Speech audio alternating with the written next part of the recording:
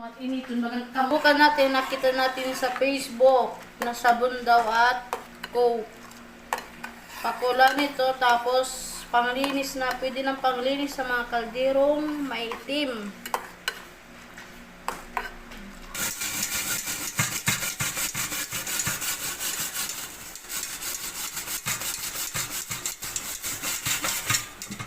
Wow!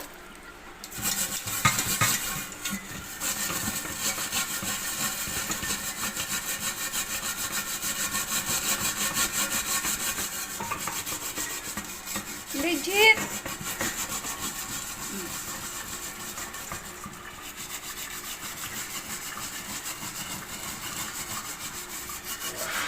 Wow, legit siya! Coke at sabon lang. Pinakuluan. Legit nga. Legit nga siya.